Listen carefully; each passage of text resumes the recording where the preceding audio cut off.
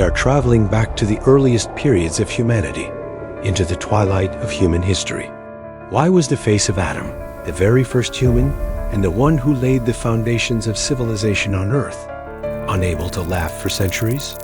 What was the root of the jealousy between Adam's two sons, Habil and Qabil? How was the very first sin on Earth committed?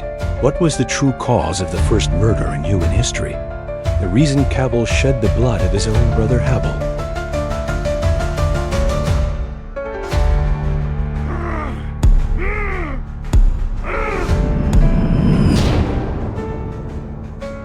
And what happened after Qabil killed Habil? Finally, the great mystery that many still wonder about.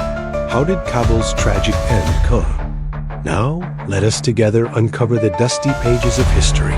But before we dive into the video, don't forget to subscribe to our channel and like this video where we uncover the untold secrets of the story of Habil and Qabil. If you're ready, let's begin.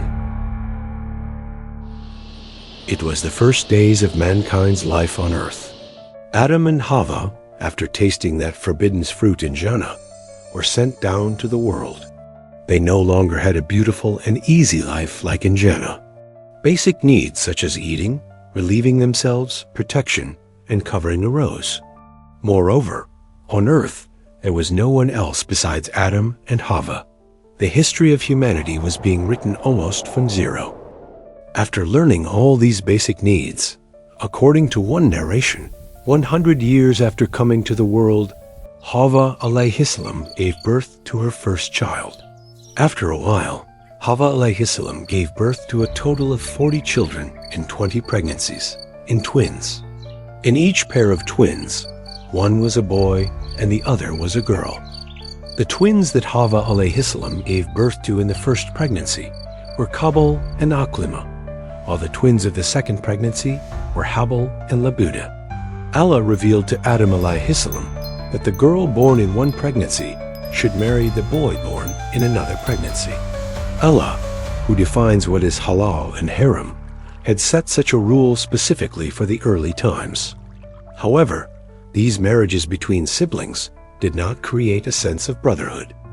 On the contrary, a person felt like a stranger to everyone except their own twin. Thus, even on Earth, marriage was arranged with the most distant person. When Habil and Qabil reached the age of marriage, Adam alayhi salam received a command from Allah to marry Habil's twin, Labuda, to Qabil, and Qabil's twin, Aqlima, to Habil. However, as Qabil's twin Aqlima grew, she became more beautiful than Habil's twin, Labuda. When the matter of marriage arose, Qabil objected. He argued that his own twin was more beautiful than the other, and furthermore, since he was 5 years older than Habil, he should have the final say. Thus, he opposed the marriage of Habil to Aqlima. Indeed, at that time Qabil was 25 years old, while Habil was 20. For this reason, even though Qabil was aware of the Sharia, he did not want to marry Labuda. Instead, he desired to marry his own twin, Aqlima. However, this was impossible, because according to the laws set by Allah, it was haram. Adam alayhi salam tried to persuade his son Qabil by explaining to him the laws of the Sharia from the beginning, and by clarifying one by one what could happen to him if he disobeyed the pleasure of Allah and became sinful. However, Qabil's heart was filled with resentment. Nothing his father said could extinguish Qabil's hatred, and Qabil refused to obey Allah. Thus, a wind of dispute began to blow between the two brothers. As the days passed, Qabil's anger grew because he did not get what he wanted. Adam alayhi salam, with the heart of a father, was deeply saddened by this situation. On one side was the decree of his Allah, and on the other side was his son, who was unwilling to accept this decree and persisted in following his own desires. Despite Adam alayhi salam explaining to his son many times that his demand was not proper, his son stubbornly refused to listen. Habil, however, obeyed Allah's command and sincerely submitted himself to Allah. Finally, Prophet Adam alayhi salam, in order to resolve the situation, asked Habil and Qabil to each present a sacrifice to Allah. He said, "Let us see whose sacrifice will be accepted by Allah, and we will then understand the matter." At that time, the sign of a sacrifice being accepted was that a fire would descend from the sky and consume it. As for the rejected sacrifice, it would be devoured by wild animals. Both brothers agreed to this. Qabil was a farmer, and Habil was a shepherd. Each would present a sacrifice to Allah, according to the work he excelled at. Qabil looked over his field. What could he sacrifice for Allah? What could he offer to him? After thinking it over, he decided to gather a sheaf from the ears of grain he had grown. Since he already believed that the fire would consume the sacrifice, he did not want his rich, full ears of grain to go to waste. So he began gathering only the driest and weakest stalks. When he finally collected a small bundle, he thought it would be enough. Qabil could not bring himself to sacrifice his best crops for Allah. In fact, among the weak stalks he found some fuller ones, but he set those aside to eat for himself. Habil had only one concern: to please Allah. He only wanted to be a servant close to Allah. He was ready to give up everything for Allah. He looked at his produce, and among the many animals he had raised, he tried to find the best ones.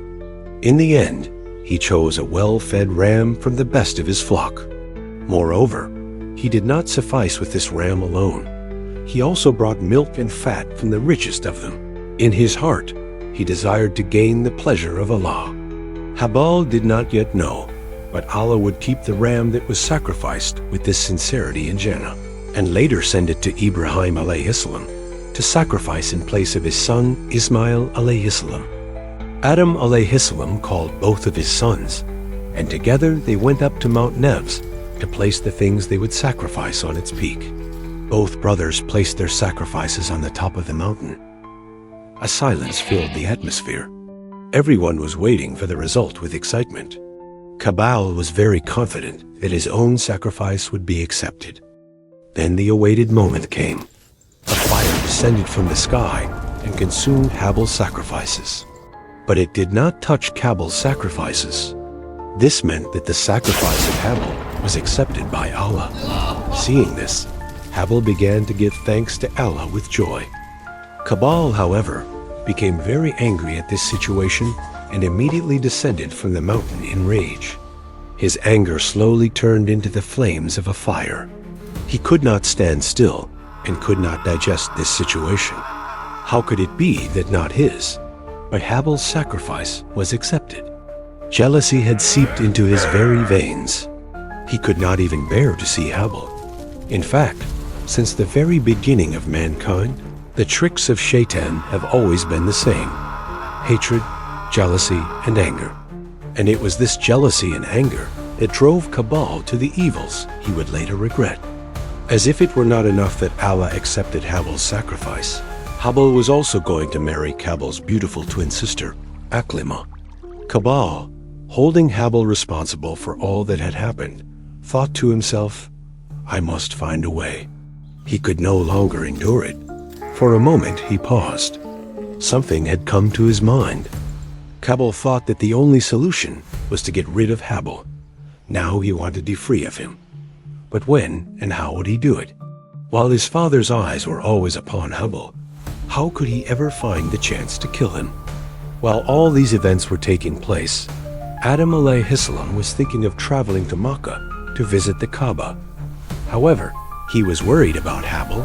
For this reason, before setting out on the journey, he wanted to entrust his son Habil and his other children to the protection of the heavens, the earth, and the mountains. But they did not accept. Then Adam alayhi salam entrusted the protection of Habil to Qabil, and Qabil accepted it.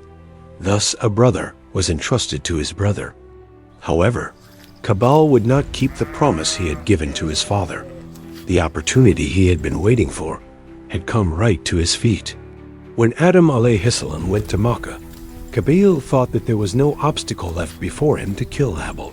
He confronted Habil and, without hesitation, reflected all the anger within him upon his brother and said, "I will surely kill you."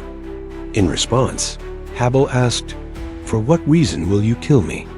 Qabil replied, "Because Allah accepted your sacrifice, but did not accept mine. And moreover, you will marry my beautiful twin sister." Then he continued his words. He said, "And I, on the other hand, will marry your ugly sister, huh? Then everyone will say that you are better and superior to me, huh? And after that, your children will boast over mine, huh? No, by Allah, the people will never see you as better than me. I will surely kill you." Habil said, "What is my sin? Allah accepts only from those who fear him." Then he added, "If your desire to kill me out of your anger still continues, I will surely not resist you."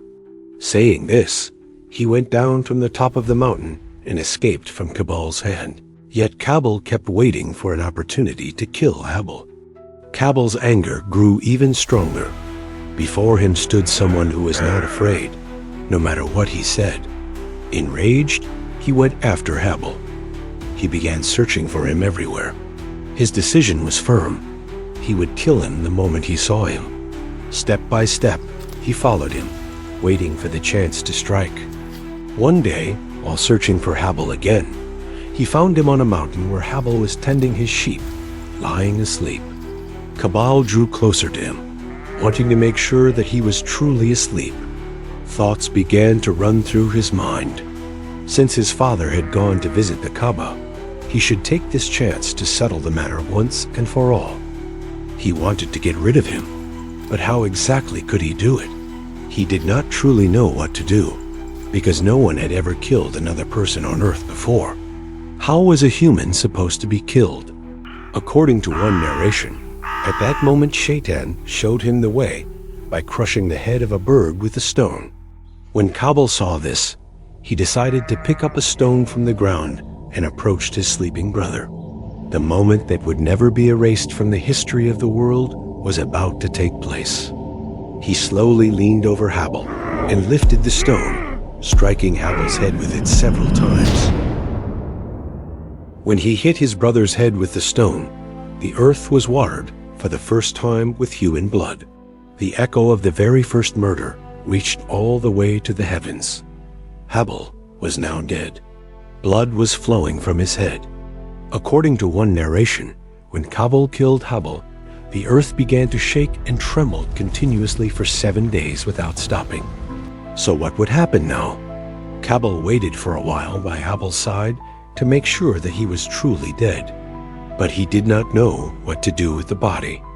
Would his brother's lifeless body, lying motionless on the ground, just remain there like that?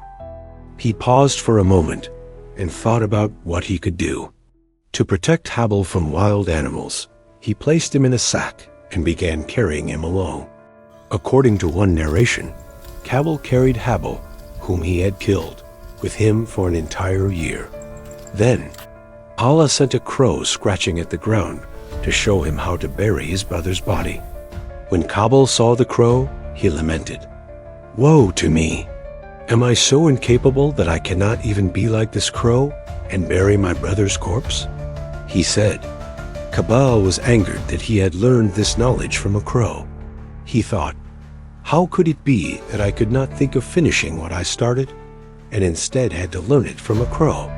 Did I carry my brother's corpse on my back all this time for nothing?" He lamented, and then he began to bury Habil's lifeless body. After these events, Adam alayhi salam returned from Makkah. When he could not see Habil among his children, he learned of the heartbreaking incident. The first murder on earth had been committed. One of his sons had killed the other. From the tongue of Adam alayhi salam came these words: "The lands and all that dwell within them have changed. The earth has taken on a dusty, grim color and has become unpleasant. Every color has now faded, and everything that once gave taste has become tasteless. Even the smiles upon faces have almost completely disappeared." According to one narration, Adam alayhi salam did not smile for a full 100 years after this event. Adam alayhi salam and Hawa alayhi salam wept for Habil for a long time, and their hearts never cooled. While Adam alayhi salam was in such deep sorrow, he was also filled with anger toward Qabil. How could he have done this? How could he have killed his own brother and spilled the very first blood upon the earth? Adam alayhi salam called out to Qabil and said, "Go now. You will never be free from fear, nor will you ever find safety or peace with anyone you see." After these words from his father, Qabil grew angry. Taking the hand of his twin sister, who was born with him, he descended from Mount Nod and went to the land of Aden in Yemen. There, Iblis appeared before Qabil and said, "The fire consumed your brother's sacrifice because he was worshiping it and serving it. You too should worship the fire." And Qabil followed what Iblis commanded. Qabil thus became the first person on earth to worship fire. In Aden, after some time, his descendants multiplied and grew. However, Adam alayhi salam had made such a powerful supplication against him that none of Qabil's offspring ever showed him any respect. The prayer was so effective that whenever one of Qabil's own sons encountered him, they would throw stones at him and never honor him. So what was the end of Qabil, and how did Qabil pay the price for what he had done to his own brother Habil? Before learning about the mysterious end of Qabil, don't forget to like our video and leave a comment. While the lineage of Qabil was multiplying in Aden, during this time a blind son of Qabil was born. One day, the blind son of Qabil came to him, bringing along his own son. Then Qabil's grandson turned to his blind father and said, "This is your father, Qabil." After hearing this, the blind son of Qabil became enraged, immediately took a stone in his hand and threw it at his father, killing Qabil. Then the son of the blind man said to his father, "My father, you have killed your father." The blind man instantly raised his hand and struck his son with a slap, and he too died. Upon this, the blind man lamented, "Woe to me! With the stone I threw, I killed my father, and with the slap I struck, I killed my son." Qabil had suffered from his own son the very same thing he had made his brother endure. He gained no benefit from what he had done, and what remained for him was only his greed and jealousy, with which he departed from this world. Moreover, the descendants of Qabil became, like him, disobedient to Allah and worthless.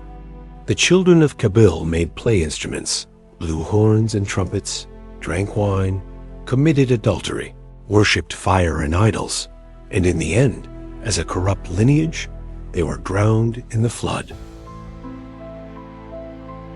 My brothers and sisters, the story of Qabil and Habil leaves us with a great lesson. We see how the anger, jealousy, and hatred inside a person can lead him to destruction. Qabil, out of jealousy, killed his brother and shed the first blood on earth. But in the end, his own fate became a lesson of warning. He lost both his father and his son. This shows us that hatred and envy harm not only others, but most of all, the one who carries them. If we purify our hearts and seek the pleasure of Allah, both our worldly life and our hereafter will be filled with peace. So let us stay away from envy and anger and protect our brotherhood, because true success is to be a servant with whom Allah is pleased. The greatest lesson to be drawn from this story is the harm that envy and corruption bring upon a person. May Allah protect us all from shaitan traits and make us among the Muslims who live in accordance with His pleasure. Do not forget to like our video and subscribe to our channel. Also, don't forget to share this video with your friends whom you want to benefit from it. Remember, Irshad is the effort to spread what is true and right. Salaman alaikum.